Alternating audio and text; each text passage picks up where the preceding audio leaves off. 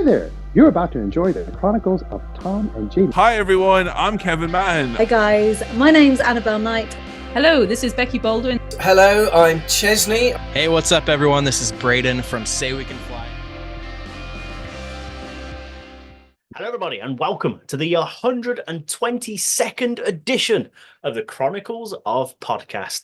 And these right here are the Chronicles of Frank Turner. It is I, the bearded Brummy Jamie, and joining me as always this week, it's this handsome fella right here. It's the Scotsman Tom. And welcome to the Chronicles of Podcast. Hit it! Ladies and gentlemen, this week we bring you quite frankly a legend in the world of alternative music.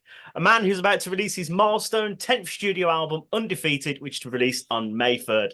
A man known for his trusty acoustic guitar and his sleeping souls. We're hoping he won't tell us to do one. As we say, no, Frank, thank you for the music. As we bring you the Chronicles of Frank Turner. That was amazing. I'm very touched. That was that must have taken you a while. I was quite proud of that. I'm not going to lie. You should be. You should be. That's the best intro on a podcast I've had in a while. Yes. I think I've disappointed him, but I've made you happy, so that's all that counts.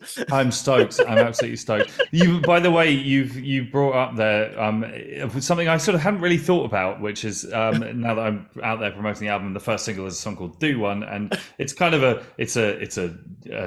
double entendre because the song has the word "do" a lot in the chorus. But obviously, we all know that "do one's" a sort of quite gentle, slightly English way of telling somebody to. Am I swearing on this podcast? Yes, of course you are. Telling someone to piss off, basically. They don't know that in America or Italy or Germany and places like that. So you try and explain to people that it's also kind of a song called "Fuck Off," and they're just like, "Wow, this is amazing," you know. You know, and I'm not pointing fingers because I don't really speak any other languages other than like GCSE French. So like, I'm not pointing any fingers, but it's quite funny just sort of watching the scales fall from people's eyes. Anyway, right. Where were we? That was. I mean, obviously you tried your little bit of hand. Well, you got forced to try and do it in Dutch. I did see that. Yes, yeah, that was sprung on me. It was fun. It's a good time. I mean, I've sung the song. I've recorded it in German, which is out, and we've done a Spanish version, and we're working on some other ones as well. But you know, I'm just good at reading out words off a bit. Look, I've actually, funnily enough, I've got some right here. There's the German one. So you know, I'm good at reading it out. That's not the same as speaking a language. No, well, yeah. I mean, he seemed impressed. It's quite an insane language, the Dutch. It is. He'd Google translate the lyrics, and the thing is, you know, it is at least on some level that my work has ambitions towards sort of poetic structure, and you have to sort of like the rhythm comes into it, I guess, is what I'm saying. Yeah. Once you make it music, so yeah, that was hard. That one. It was more insane because it's like, well, how do you know these actually are your lyrics? How do you not know that you're just like maybe sacrificing a goat and you know, or just sort of just blindly wandering into the valley of cancellation in Holland? You know, who knows? Maybe my career in Holland is already over. I like to think someone would have told me. Well, you'd like to hope like to hope so, wouldn't you? Yeah. But before we talk about all about music, we always like to start this with the same question. What did young Master Turner want to do when he was growing up? Has it always been music for you, or was it like train driver? I don't know. Depends how young we want to go. I mean, when I kind of got into metal when I was about 10, and from which point on, the only thing I wanted to do was be in a band. And sort of in a sort of startling defiance of the odds, it worked out. And the older I get, the more unlikely I realise that is now. Obviously, when you're 10, you're like, yeah, I'm going to be in a band. Why would I not be in a band? So I, you know, as more time goes by, I'm like, fucking hell, it worked. But before that, I mean, I wanted to be a paleontologist for a bit, which is a fancy way of saying I like dinosaurs a lot. I mean, there was a long period of time when I wasn't sure that being a musician would work out, and I probably would have ended up being a teacher, I suspect, if that hadn't worked. It's important for me to say that I don't mean to say by that I think that being a teacher is easy. It's just it runs in my family. My mum was a teacher for years and years. I find teaching terrifying, actually, but it's probably where I would have drifted to that or paleontology, I suppose. Yeah, I mean, I don't think that teaching nowadays, the generation that we have must be fucking insane. I mean, I think it's a hugely admirable thing to do with your time, and requires a lot of skill. So I just sort of, I don't want it to be like, I probably would. How hard can it be? I know the answer to that question. I know the answer to that question, which is very hard. So for all the teachers out there, hats off. Yeah, we salute you. We absolutely salute you, legends. But like, were you influenced by your parents musically? Like, what sort of stuff are they into? I mean, in a sort of negative way. I love, I'm sort of old enough now to see all of this with a degree of kind of context. But like, essentially, my parents sort of don't really believe in drum kits or electrification when it comes to music. And I don't mean that they're like Pete Seeger fans. I mean that like their music taste sort of ended in about 1910, I guess. I would say. I mean, Benjamin Britten's a little bit modern for my mum and dad, and that's fine. I mean, that's their taste in music. But like I'm not really sure that my parents knew who the Beatles were until I told them, kind of thing. Wow. So that's and then also like essentially. So, I mean, there was music in the house, but it was generally classical music or kind of church music. But my parents are quite religious. And so it was that. There was a little bit of stuff. There was Flanders and Swan. I don't know if you're familiar with Flanders and Swan. They did, you'll know Mud, Glorious Mud, possibly the GNU song, stuff like that. They were kind of music hall-esque kind of thing. We used to listen to that. But I mean, when I was about 10, I got into metal, as I said. I went and got a copy of, I think, either Raw or Kerrang magazine, because it had Iron Maiden on the front cover, and it had an article on Cannibal Corpse in there, and my mum read it and went, no, and basically banned me from buying music magazines or records or going to shows or any listen to radio, all that sort of thing. So not for very long, it's worth adding, but like, there was and like I can now see that if a 10-year-old came home with a kind of a photo shoot of Cannibal Corpse, and didn't really know what it was, I can sort of understand now rather better. But so my parents' influence on my music was more, like I say, negative. I mean, it's a funny thing. You'll notice, by the way, I give long answers to short questions. With all the respect in the world, but I have friends who are musicians or whatever who grew up with their parents' record collection and lots of encouragement from their mum and dad and stuff. And obviously that's good and that's fine, but I just find it quite weird because it's like, the fuck are you talking about? Like, when I was a kid, like I really had to like fight to do this to do music full stop, basically. And therefore it's mine and I will defend it. Do you know what I mean? So absolutely. So what was it then that made you go, do you know what? I actually want to do this. I want to learn to play music. I mean, I guess I'm one of life's participators. I heard an Iron Maiden record and it completely and utterly flipped a switch in my mind. I'd never really heard anything like it before. Obviously, I was aware of kind of rock music, broadly speaking, because I had a TV. I'd seen Top Gun. Do you know what I mean? Like whatever. But Iron Maiden was just like, holy cow. And then my immediate thought was like, I have to get an instrument and I have to learn how to play. And my best friend, since I was 3, who is still one of my best friends now, we put out a record together called Eating Before Swimming a couple of years ago that you should check out. Anyway, he had a drum kit and he was like, you're getting a guitar, motherfucker. And I went, okay. And it went from there. That's amazing. But I didn't actually realise until I was doing my research for this, like, call me ignorant, that you started your career in hardcore bands. Yeah. I didn't actually realise this. I mean, Million Dead was the end of my hardcore period. There were bands before then as well. Yeah. I can't help but wonder now, what do parents think of that? Oh, they weren't keen, but I essentially, I got shipped off to a boarding school when I was about 7 years old. So my relations with them were pretty arm's length. Anyway, let's not go hugely into that, but let me just say I wasn't a fan of that setup. It wasn't something that I wanted to happen, but there it was. But I mean, essentially, by the time I was about 15, 16 years old, I figured out that there was an active hardcore scene in London. So I just stopped going home, basically. And whenever I was supposed to go home, I would go to London and go to hardcore shows or kind of the Anarchist Book Fair or like, J18 demos, whatever it might be, Reclaim the Streets, all that kind of thing. So they weren't keen, but they also weren't really there. Well, I wasn't there, so there wasn't a huge amount they could do. But I did my first tour in the summer of '98 when I was 16 years old. So in a DIY straight edge hardcore band, and almost no one came. Almost, as long as someone, fine.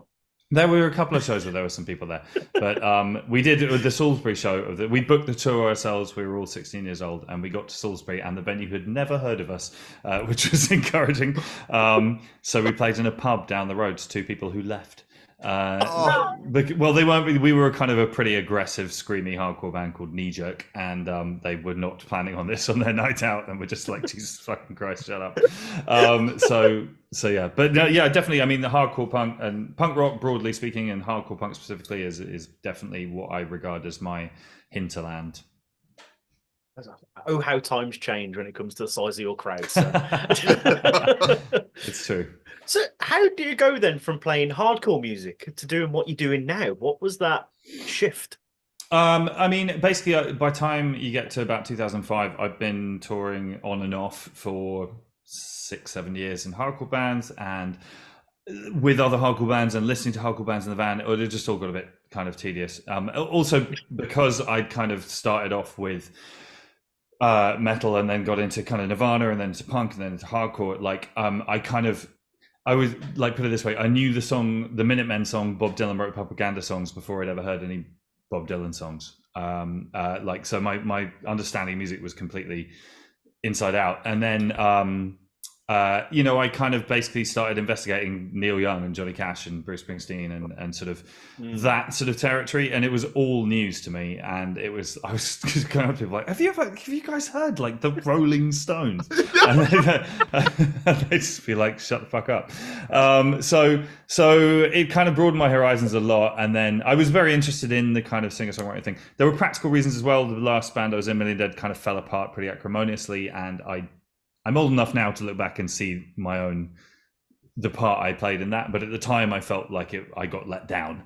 Do you know what I mean? And it was like, well, fuck everybody. If it's just me and a guitar, then no one can let me down. And there was something quite sort of punk to me about just because, Million Dead got quite complicated, let's say, towards the end musically. We were getting, we were into stuff like kind of Botch and Dillinger and that sort of thing. And like going from that into playing, 4 chords on an acoustic guitar on your own is a wrenching change, and it felt good in the sense that it was like getting me out of any comfort zones I might have developed, and it felt punk in a roundabout way.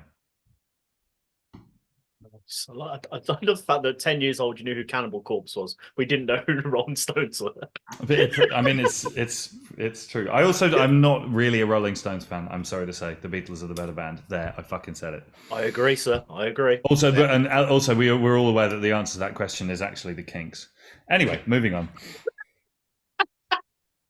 Phenomenal.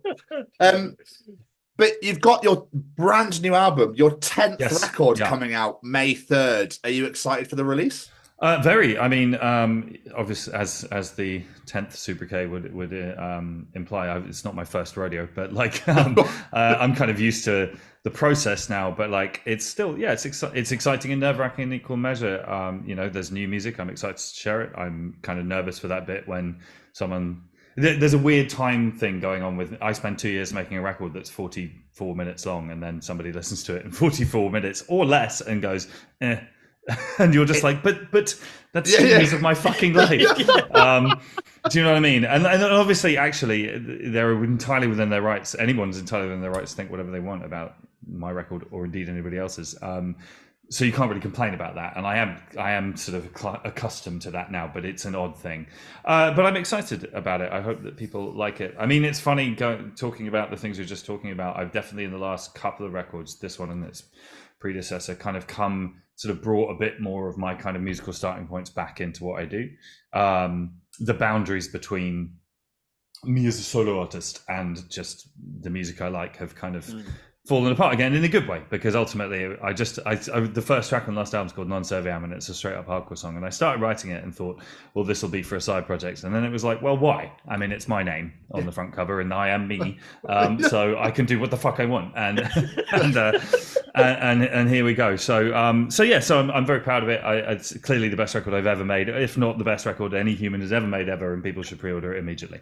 Absolutely, I completely agree with you. But you mentioned about people listening to it in less than 44 minutes, or just listening to it once time. I think the Spotify generation these days, people go, "Oh, cool, that was great. What's next?" And then there is a fair degree of that, and like, I mean, actually, myself, my wife and I have recently we kind of went and got a working record player. Like, I've always sort of like had vinyl around the house, but my wife inherited some family vinyl, and it was like, let's get a fucking proper record player. And like, we're on a bit of a vinyl trip right now, and it is so much better because you put a record on and you fucking concentrate on it and you listen to the music in it. I do think that as you get older, your head fills up to a degree, and I don't think any of us need to lose sleep over that. It's just entropy, man. But like, it does remind me of being a kid and listening to music because you're just much more focused on it, and I think that's a beautiful thing. But I mean, like I said, there's no point in me complaining about the way that my music is received or consumed, or however you want to put it. Ultimately, I put it out into the world. I don't mean to complain about it, but I just thought that this day and age now, where you got TikTok and all social media. Oh yeah, I mean, Jesus Christ, TikTok. I mean, like it is the. I mean, I'm on TikTok. I do stuff on TikTok. It's a necessary evil from a professional point of view, doing what I do for a living. But like the first time I went on there, a friend of mine was like, just spend some time kind of looking around it. And I did. And I thought, wow, it's not just that like Western civilization is collapsing. It's that it collapsed some time ago. And we're all fucked. And it's entirely possible that's me being an old man waving a walking stick around. I'm sort of emotionally prepared for that to be the case, but I don't care. And why should you? Obviously, you've released a couple of singles. Do one, obviously we mentioned that, and No Thank You for the music and stuff. Do you find it difficult to decide what to release as a single? Yes and no. I mean, I think if we want to get into the weeds of this stuff now, No Thank You for the Music was actually an instant grat track, I think is what people in the industry call it these days. But I mean, essentially, a single, quote unquote, is a song that you're going to send to people who play songs on the radio and hope that they will play it on the radio. And on that level, we actually have, like, my record label, there's a radio plugger whose job it is to try and ascertain which songs would get played on the radio. And given that I don't listen to the radio that much, I'm more than happy for them to make that decision, if you see what I mean. Because it's like, I want to get played on the radio, happy days, that's great. But like, when I'm making the record, I don't think about songs in those terms. So if after the fact somebody chooses that one, it's like, okay, cool, whatever. I mean, No Thank You for the Music, that was a kind of like letting people know I had a new record coming, and I really, really like that song. It's got a kind of like a swagger to it, which I enjoy, and it just sort of seemed like a nice way of kind of like laying out where I am and where I'm going. I mean, there's a lot of the music that I've made in recent years has been very kind of, it's been like a hug. It's been quite sort of nice, and this one's just got a little bit more of a middle finger to it. Just as overall as a record, which I'm kind of into. You mentioned those two songs there, and I also saw "Girl from the Record Shop." They've all got like very different sounds to them, but are still Frank Turner. Is this the case for the whole album? There's all like different themes and feels to the songs. I hope so. I mean, it's not. There is a kind of. It's not a concept album. There was a moment in time when it might have been a concept album. Everybody's very relieved that I moved on from that. But like, there was a section of tunes that was kind of, I was thinking about kind of essentially when in the quiet of the night when I'm lying awake, I have arguments with my 15-year-old self, which is an entirely destructive and pointless thing to do. But I mean, and I'm not joking here. This is a thing that I do, and it's as a 15-year-old, I was like most 15-year-olds, I was extremely headstrong, sort of idealistic, purist, black and white in my view of the world and all the rest of it. And on some levels, I think the 15-year-old me would be kind of stoked about who I am now, but at the same time, they'd be furious because I haven't grown up to be Ian Mackay or whatever. I happen to know Ian Mackay a little these days, and Ian Mackay is not the Ian Mackay that my 15-year-old self believed in either, because life is complicated and life is grey, and life is about, grown up life is about compromise, and is the better for it, I might add. But so there is a degree of which there's a fair amount of kind of nostalgia haunting the record. I mean, Girl from the Record Shop is essentially written from the point of view of 15-year-old me, just in case anyone was, including my wife, was thinking that I was walking into record stores and falling in love recently. And like there are some songs on the record. There's a song about a pen friend I had when I was a kid. There's a song about the tube station where my first girlfriend's house was, and just sort of, so there's a little bit of that kind of running through the record for sure. But there's other stuff too. There's a song about the pandemic, which sounds like Meatloaf, and I can't wait for people to hear it. Oh, wow. Because I was Yeah. going to mention, Girl from the Record Shop's got very clashy vibes, I found when I Thank listened you. to it. Yeah. That's very kind of you to say. Job done. Ah, nice. But I mean, to answer your question a tiny bit more, like, I mean, I like to keep things varied. Do you know what I mean? Like, it's a cool thing to. I mean, I'm aware that I'm not quite Aphex Twin. Do you know what I mean? I'm not the most kind of like broad and creative and original musician operating in the world today. But like, I like to think that there is some breadth to what I do. I was going to ask, is there any songs on the record, other than the ones we've heard already, that you're really looking forward to people hearing? But you've told us there's a Meatloaf-esque song on there now, so that's answered. Yeah, I mean, that's yeah, for sure. I mean, there's a song on the record which is a sort of somewhere between Frank Sinatra and a James Bond theme. So Okay. you can look forward to that. But I don't know. I mean, this will be meaningless to you because the record isn't out yet. But like, there's a song in particular called "Somewhere in Between," which is the penultimate song on the record, which is one of my favorite songs that I ever wrote. So I'm looking forward to people hearing that one. You must really fucking struggle for set lists at gigs. It's I spend so much time thinking about it in a really, really, in a way that is boring to everyone, including me. Like, I just spend all day thinking about it, and I'm not going to start talking about it now because we'll be here for the rest of our lives. Okay. Yes is the answer to your question. I do. It's nice, and obviously at the moment I'm going to try and play newer songs because I'm excited about them. But like, I always try and think of a set list from the point of view of an audience member. And I think about being a kid and going to see bands, and I think about being an adult and going to see bands. There are bands that I love where they've got a couple of records that I don't really know, kind of thing. And so, in a headline show, I mean, this is almost always true that there'll be one song off every record I've done, at least, in a headline set. Because some people, it's like, my favorite album ever is your third album, and it's like, oh, we didn't play anything off that one tonight. It's kind of like, that fucking sucks. Do you know what I mean? So just trying to think about it from that point of view. I mean, this is a roundabout way of saying I'm an inveterate crowd pleaser, a populist, my god, in this and in nothing else. But you need to be, because like, there's nothing more infuriating than going to see a band who've got like a huge back catalogue and like, oh, okay, so you just ignored like 10 years worth of music there.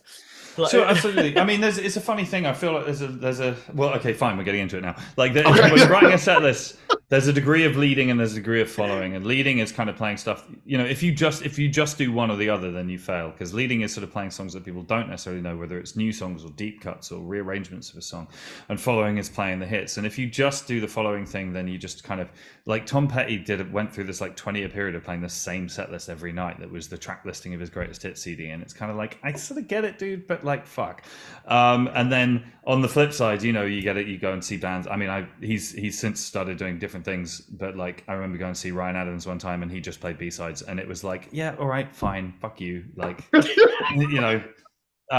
well done, you annoyed everybody. And it's a bit, it's like, or Bob Dylan's a good example of that as well. I mean, Bob Dylan's one of the greatest writers of all time, but like, the last time I saw him, he seemed to be being willfully bad. And it was like, no one's making you do this. You've got lots of money. You don't need to do shows if you don't want to do it. On some level, you are entertaining a crowd. You're an entertainer. I'm kind of proud that my job description is entertainer. I think that's a cool thing to be. Absolutely. So just the last thing on the new record. Obviously, as this is your 10th album, it's a milestone album.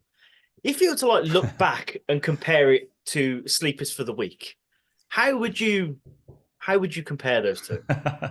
I mean, it's difficult to do because ultimately the records I make are very kind of time specific, and it's like that saying, how would you compare being 42 to being 25? And it's kind of like, I don't know what the answer to that could be. Do you know what I mean? Like, I am older, fatter, less flexible, more tattoos, better haircuts. I mean, like, these are the things that have changed, among others. But I mean, I think one thing you could say is, it sounds like I know what I'm doing now, and that's not necessarily, and it doesn't sound like that in Sleepers for the Week, but that's not necessarily a criticism of Sleepers for the Week, because one of the things I think is, not that I'm the right person to comment on this, but one of the charms of that record for me is the sort of sense of experimentation. Do you know what I mean? It's like, I had no fucking idea what I was doing. I'd only really been listening to that kind of music for about 3 years at that point, and it was like, I'm going to make an album. And it hits and it misses in different places, and that's kind of charming in its way. But I mean, now I feel like I have a much surer sense of self. Obviously, before we do let you go, you are about to embark on a US tour alongside with some festival dates as well. How excited are you to get back over the pond, as they say? I'm very excited. It'll be great. I love it. But I'm now going to address the elephant in the room, because I'm assuming that you two guys are UK based. Yes, there's a fucking UK tour coming. Chill out. Christ alive. Like, number of people, it's like, I mean, again, I shouldn't complain, because people kind of engaging with these kind of posts demonstrates an interest in what I do, for which I'm grateful. But it's just kind of like, you post the US tour and people go, well, there's no Wigan. I mean, I don't know whether it's like no shows in Vienna again. And it's just kind of like, I mean, but that's a different, you can tell, it says on the poster. And it's like, we are going to play fucking everywhere, basically. I mean, I always do, but this time around more so, I would say. So there's 10 billion tour dates coming for every different part of the world, and I'm very grateful that I'm able to say that, and I'm very excited for all of them. But yes, there's a fucking UK tour coming. Jesus Christ. I've never understood people that complain about it. It's like, just travel. If you really want to go that badly, you'll travel. I mean, I remember the first time, a long time ago, touring over here in the UK with an American friend, because obviously in America they do drive further, and explaining he was getting a ton of grief for playing in Manchester and not Liverpool. And he was like, I mean, how far is it from one to the other? And I was like, I don't know, like an hour tops kind of thing. And he was just like, what the fuck? People are comparatively housebound compared to America, but it's different cultures and it's different road networks and all that kind of thing. So I do get it. But I mean, I think I have a reasonably good track record of playing. I've played in Bridport, and I've played in Scunthorpe, and I've played in Dunfermline, and I've played in Bangor, and I've played in Folkestone, and lots of other places too. And I will continue to do those things as time goes by. You're a hero, sir. But just quickly going back to set list and stuff, do you approach like a headline tour differently to a festival set? Because obviously festivals, you've got a set time. So I'm assuming festivals is also get the bangers in. Festivals are speed dating. A crowd a crowd seeing, like, if your punter's seeing like 10 bands in a day, it's just kind of like, you don't want to kind of get into the weeds too much. You want to put your best foot forward. You want to be remembered in the tent at 11:30. Do you know what I mean? Like, whereas I mean, quite often, literally, your headline show is the second date, where you crack out your. I don't even know. I haven't been on a second date in a long time. I've been married. What the fuck am I talking about? This metaphor is spiraled out of control. I apologize. It's all good, Frank. Don't worry about it. I love it. So essentially, to sum up, coming to see my shows is like dating me, presumably, or like, this is awful. Should we? One way senator. I like it. We'll just edit that a bit out if you want. No, it's fine. I don't. No, leave. I'm protesting that. Leave it in. Okay. Brilliant. Obviously, we are very conscious of time. I know you do have things to do, but before we let you go, any plugs, social medias, websites, all that jazz? Yes, I mean, you can find most of what I do on the internet by going to this amazing website called Google and typing my name into it, and it will tell you things about Facebook and Instagram and fucking TikTok and all of that sort of good stuff. But I mean, the important thing to me, obviously, is that there's music coming out into the world. There's a new album on the May 3rd. There's a 7-inch coming out for Records Tour Day. There's and as we have discussed, tour dates. Frank, so thank you so much for this. We've had an absolute blast. It's been my pleasure. I'm sorry this is slightly curtailed. I have another interview to get to, but this was lots of fun, and we should do this again with more time sometime. Yes, sounds like a plan. Yes, please. That'd be great. But thank you so much for your time, Frank. Have an absolutely wonderful evening. Yeah. Look after yourself. Have a good one. Yeah, take care. Take care, fella. Bye-bye. Take care. Bye.